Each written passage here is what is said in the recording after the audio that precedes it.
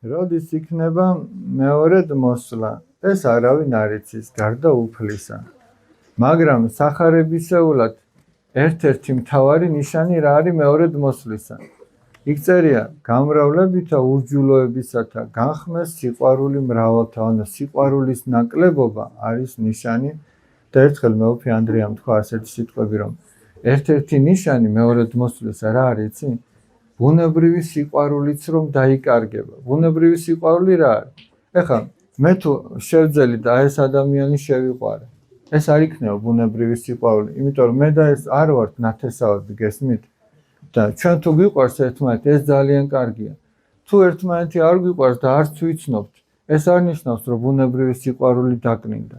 მაგრამ მე თუ მე ჩემი დედმამიშვილი აღარ მიყვარს, ჩემი მშობელი შვილი, აი ამ ბუნებრივი სიყვარულის მოკლება არის ერთ-ერთი მთავარი ნიშანი, რომ ქრისტეს მეორედ მოსვლა იქნება, ანუ სამყაროს აღსასრული.